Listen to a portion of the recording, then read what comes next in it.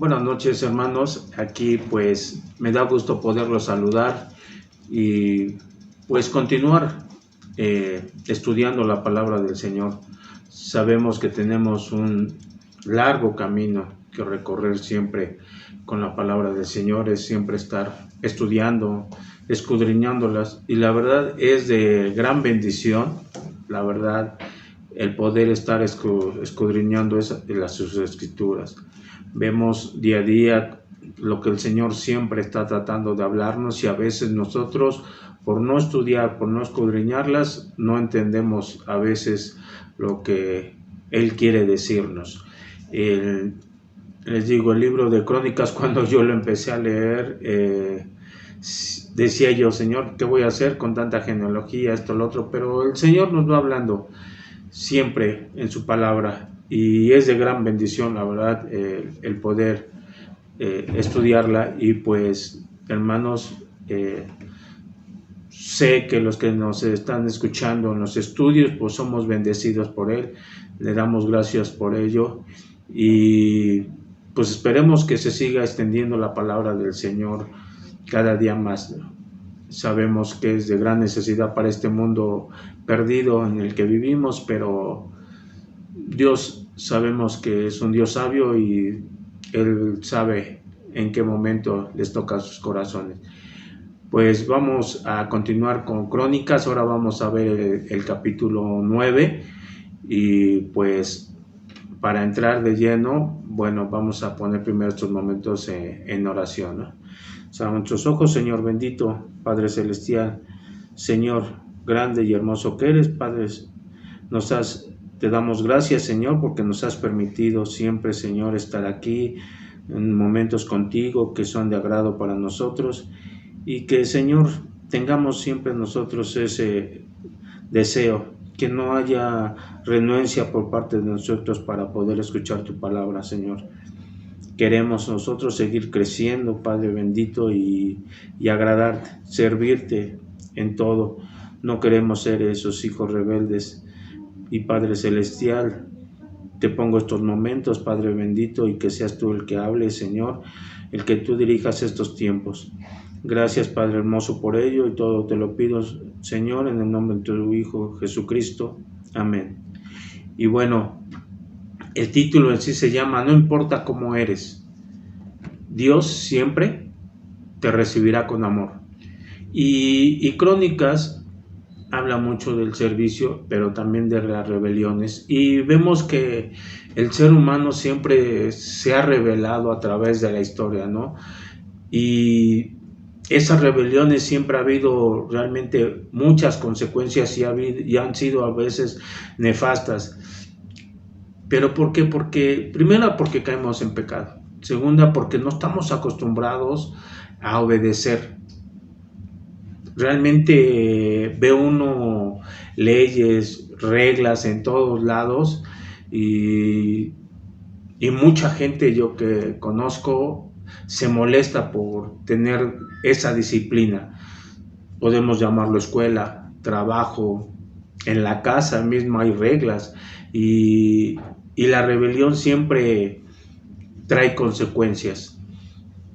Realmente es feo, ¿no? Cuando hay mucha rebelión, y lo hemos sabido cuando ha habido rebelión en países que están en contra del gobierno, y lo primero que hace el gobierno, pues castigarlos, ¿no? Encarcelarlos, y pues eso es nefasto, ¿no? Para sus vidas, porque no están acostumbrados a esas leyes. En la casa igual, sabemos que hay hijos desobedientes. ¿Por qué? Porque a veces quieren hacer su voluntad, y pues no está permitido, ¿no? Sabemos que en cierta edad nosotros debemos de guiarlos conforme a la palabra, debemos de corregirlos también conforme a la palabra, pero sabemos que hay mucha gente rebelde, muchos hijos también rebeldes, y se oponen a ese tipo, ¿no? En la escuela, cuando lo vimos también en la clase pasada, si hay consecuencias del no querer hacer bien las cosas. Si hace uno cosas malas en la escuela, viene una de suspensión y sabemos que son expulsados. Y el Señor nos muestra en su palabra también la rebeldía que hubo con sus ángeles, ¿no? Y conocemos quién fue el principal rebelión. ¿Y qué hizo el Señor? Los expulsó del cielo. Entonces el Señor nos recuerda en su palabra día tras día que recordemos la obediencia, que no haya rebeldía. Y Crónicas, vamos a ir viendo estos capítulos donde el Señor nos habla claro, ¿no? Todo lo que puede traer. Y podemos ir a Primera de Crónicas 9:1, donde dice: contando todo Israel con sus genealogías, fueron escritos en el libro de los reyes de Israel, y los de Judá fueron transportados a Babilonia por su rebelión. Los primeros moradores que entraron en sus posesiones en las ciudades fueron israelitas, sacerdotes, levitas y sirvientes del templo. Habitaron en Jerusalén de los hijos de Judá, de los hijos de Benjamín y de los hijos de Efraín y Manasés. Y aquí es bien claro, ¿no? Sabemos que el pueblo de Israel fue expulsado de la tierra que el Señor le había dado. ¿Por qué? Por esa rebelión que tuvo contra él. Podemos recordar que el pueblo de Israel tuvo muchos pleitos, muchos enfrentamientos, pero nunca fueron expulsados de su tierra. ¿Por qué? Porque eran obedientes y estaban protegidos por el Señor. Pero una vez que empezaron a tener esa rebelión en contra del Señor, ¿qué hizo el Señor? ¿Saben qué? Yo les quito mi protección, y el Señor permitió que su pueblo fuera expulsado de esas tierras que Él les había dado.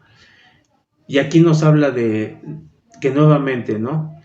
El Señor los trae a la tierra, los había regresado a esa tierra que Él les había prometido.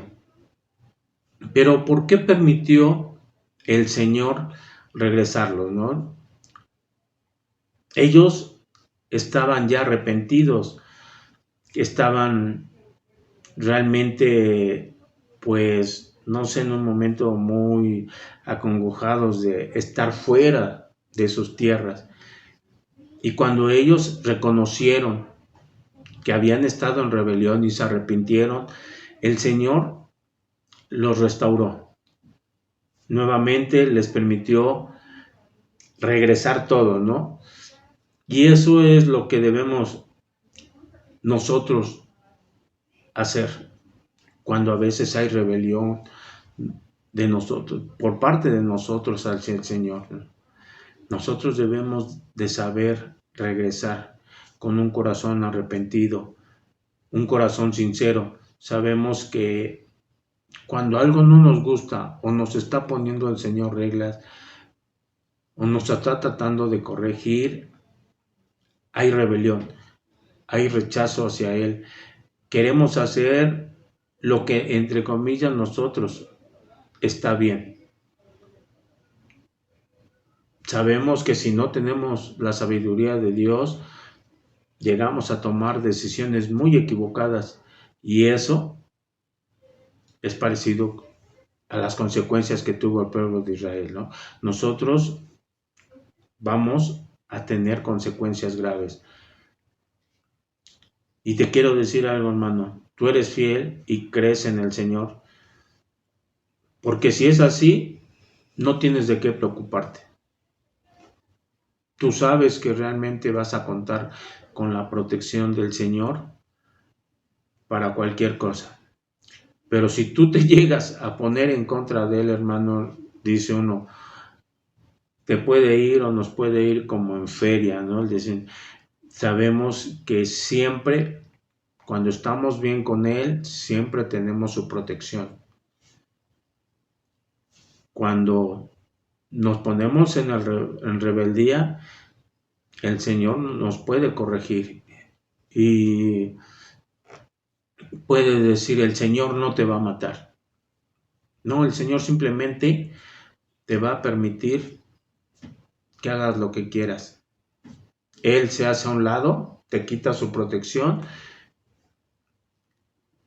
y si te pones a pensar y analizar realmente, pues vas a poder hacer lo que quieras, pero vas a tener consecuencias, y esas consecuencias realmente pues pueden ser graves, ¿no? Y el Señor permitió siempre a su pueblo, pero siempre hubo un orden. Y siempre permitió decir, bueno, estas personas me van a servir para esto. Y les empezó a permitir. Y en el versículo 10 dice así, de 9 de Crónicas: de los sacerdotes, Jedaías, Joiarib, Jaquín, Azarías, hijo de Hilcias, hijo de Mesulam, hijo de Sadoc, hijo de Meraiot, hijo de Ahitob, príncipe de la casa de Dios; Adaía, hijo de Jeroboam, hijo de Pasur, hijo de Melquías; Masaía, hijo de Adiel, hijo de Jasera, hijo de Mesulam, hijo de Mesilamid, hijo de Imer; y sus hermanos, jefes de sus casas paternas, en número de 1776 hombres, muy eficaces en la obra del ministerio de la casa de Dios. Entonces leímos del 10 al 13. Bueno, este pueblo realmente le hizo primeramente, les permitió entrar. ¿Pero por qué les permitió entrar? Fue por su obediencia a Dios. Con ese arrepentimiento que ya habían tenido, Dios les permitió decir, bueno, primero mis sacerdotes, que eran fieles a Él, les permitió regresar para que empezaran a trabajar en su obra. El día que se rebelaron y dejaron de obedecer, como se los mencioné hace rato, dejó de protegerlos, pero ya les está permitiendo regresar. Pero aquí dice los sacerdotes como primeramente, ¿no? Y el Señor siempre solicita a hombres decididos que muestren ese amor por Él. Realmente estos hombres que Él elige, los elige por algo. Sabemos que todos tenemos cualidades diferentes como seres humanos. Entonces, el Señor quiere hombres que le sirvan, que deben de ser eficaces, que deben de ser fuertes y con un valor para lo que el Señor les pida. Yo recuerdo hace mucho tiempo, dice uno valor, y sí, realmente se requiere a veces de mucho valor para la obra del Señor, y no porque dijéramos yo pongo mis fuerzas y defiendo la palabra del Señor. No se trata de ese valor, sino el valor de poder hablar del Señor. Yo cuando me dijeron vamos a salir a predicar a la calle, vamos a hacer la invitación, yo tenía un miedo porque no he sido un hombre de mucha facilidad de palabra en cuestión de comunicarme o hacer, dice uno, amistades o migas rápidamente. Entonces yo tenía ese miedo y decir, bueno, Señor, ¿qué onda, no? Me parecía yo a Moisés, perdón, que no sabía uno hablar. Decía uno, ay, Señor, ¿qué voy a hacer? Pues si yo no soy hombre de palabra. Pero siempre el Señor te pone a alguien para que juntos trabajen, para que haya esa unión de trabajo para Él. El Señor ve las cualidades de uno y de otro. Entonces, El Señor sabe lo que hace siempre. Él te lleva siempre a que desempeñes un trabajo mejor. Y yo lo veo como un matrimonio, ¿no? Cuando yo me cansé, yo decía yo agarré a mi esposa por esto, por otro y lo otro. Y ya conociendo del Señor, creo que yo no fui el que la escogí, sino fue el Señor el que me la escogió y me la puso. Fue mi complemento perfecto para poder llevar pues un matrimonio correcto, un matrimonio duradero, un matrimonio donde podemos edificar o edificamos a nuestros hijos. Y esa es la gran diferencia, ¿no?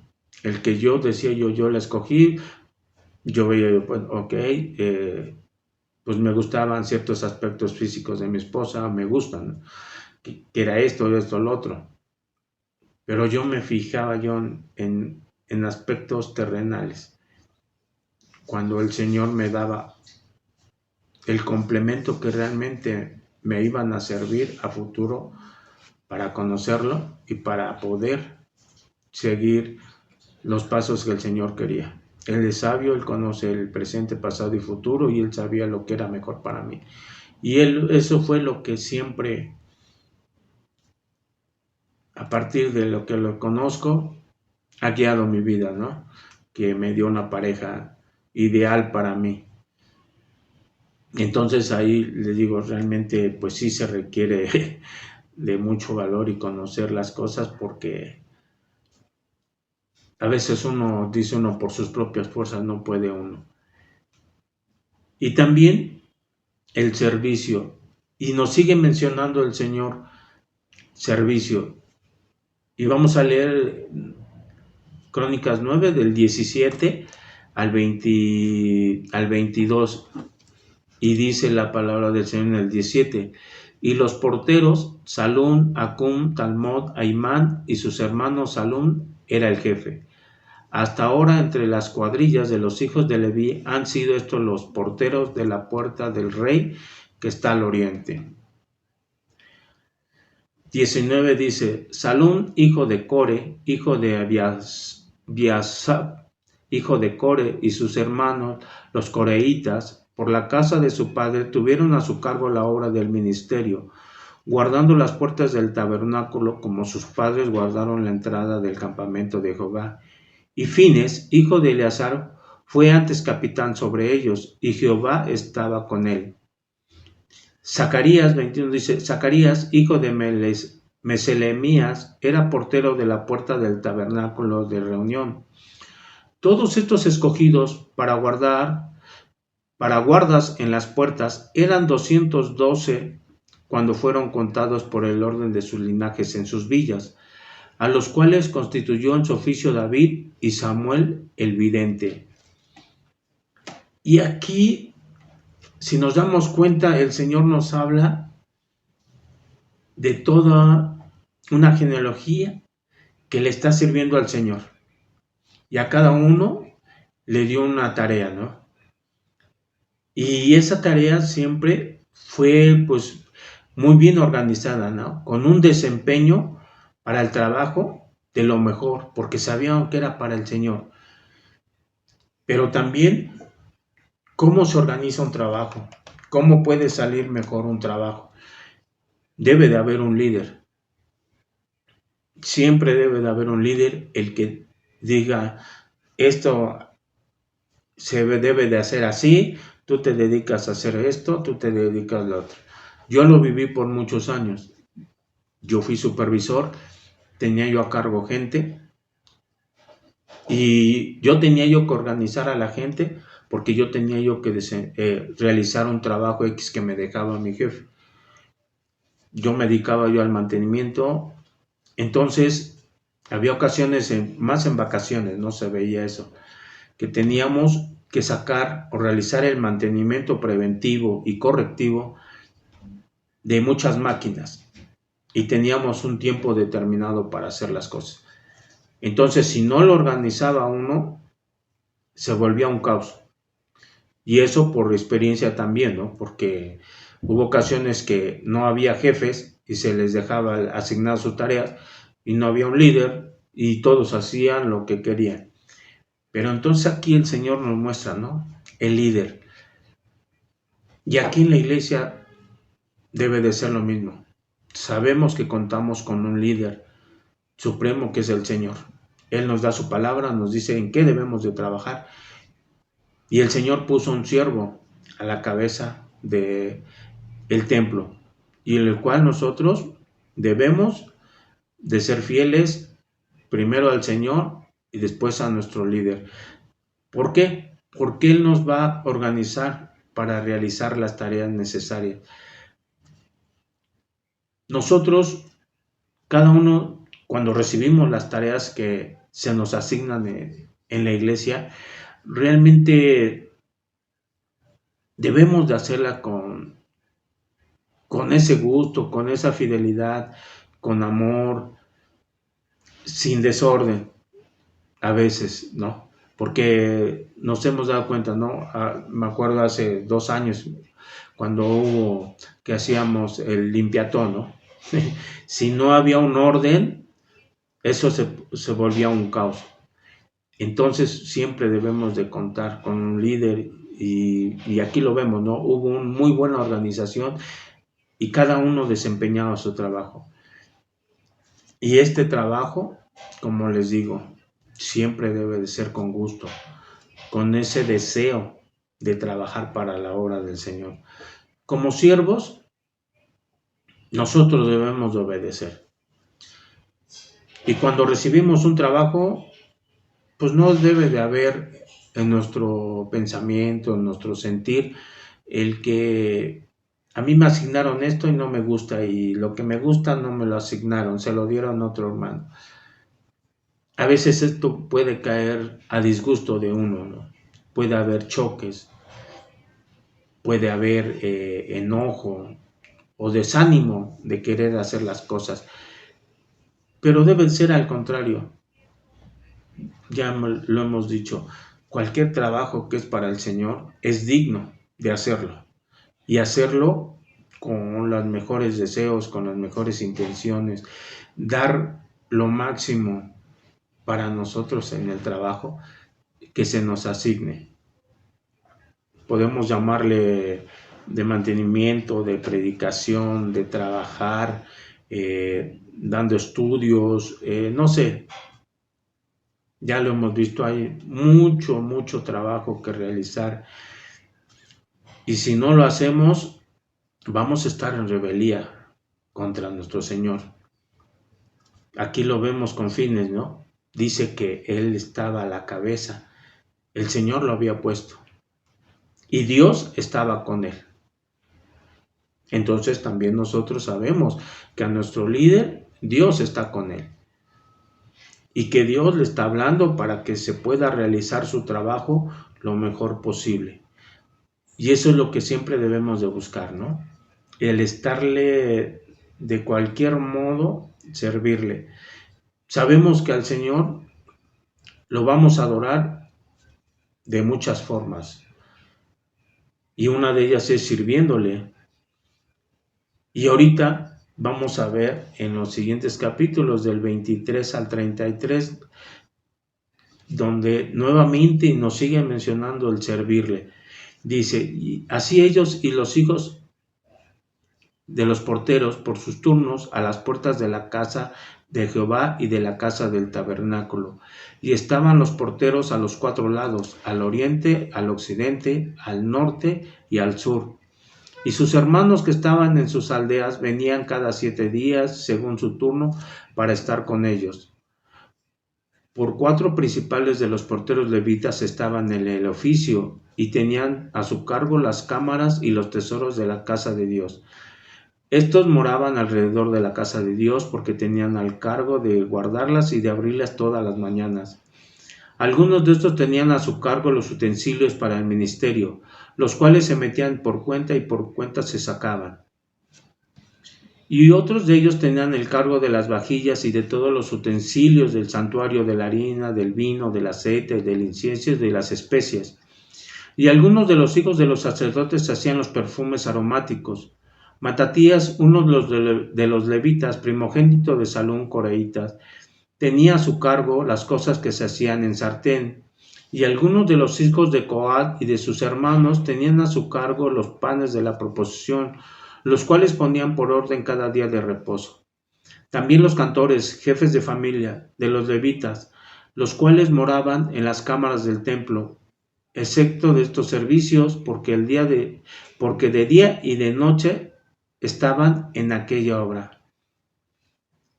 Entonces, aquí vemos, ¿no?, cómo el Señor designó a cada uno un trabajo y todos lo hacían con gusto. Y como hermanos, para la obra del Señor que debemos de trabajar, debemos de tener un fin común, ¿no?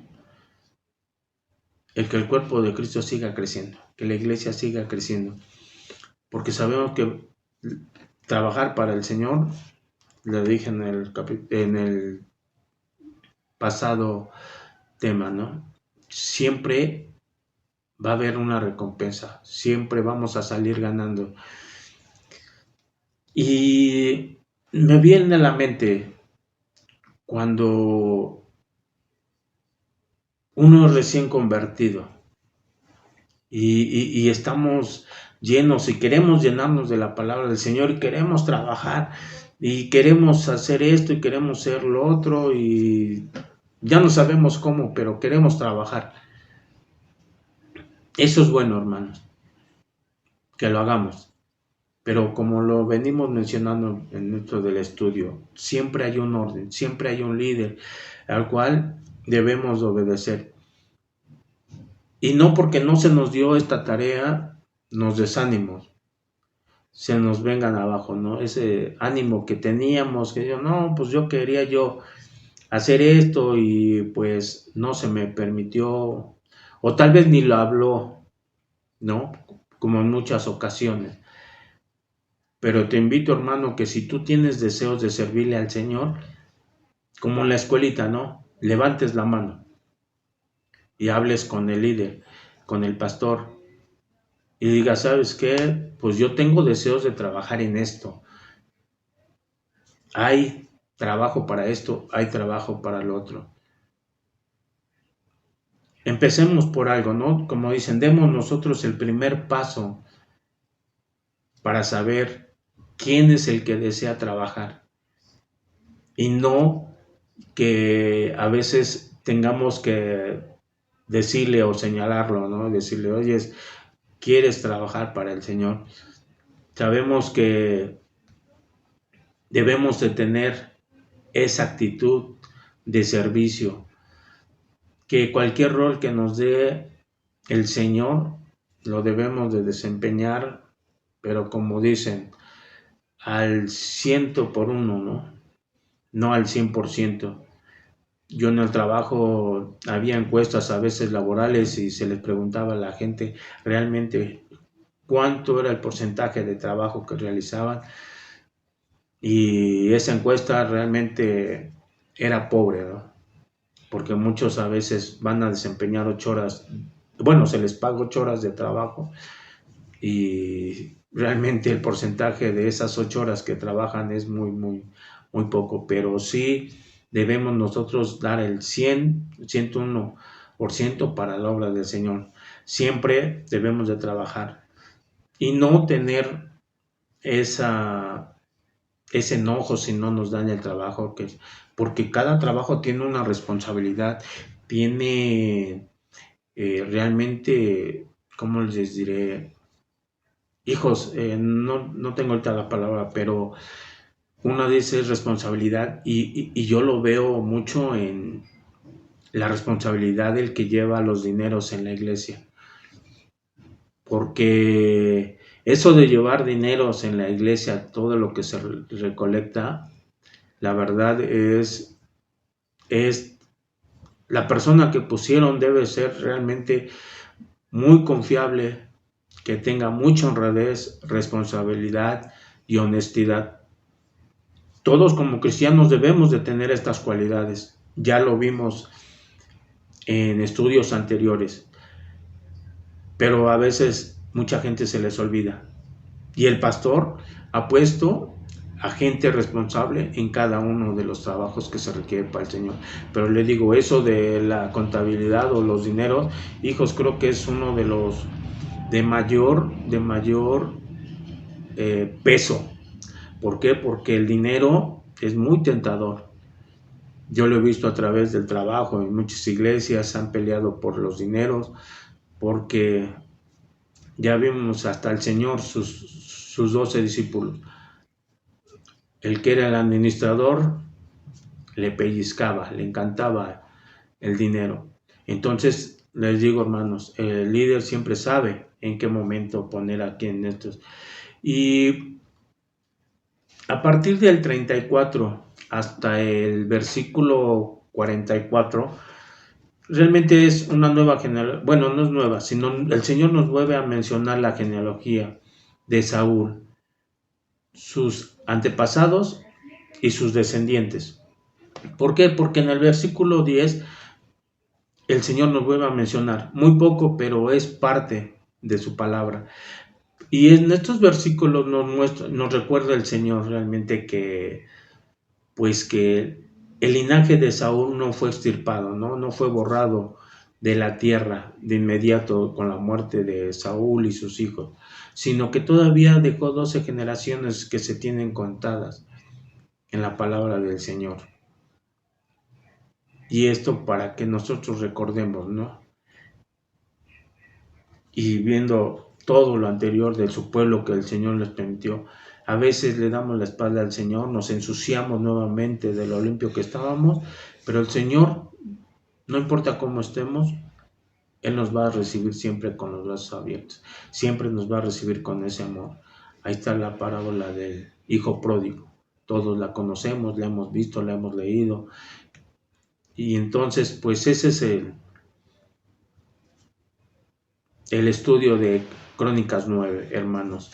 Y pues como conclusión, únicamente que trabajemos para el Señor, que no haya rebeldía por parte de nosotros. Nosotros sabemos que trabajando para Él es de gran bendición, que lo hagamos con gusto, que lo hagamos con todas nuestras fuerzas.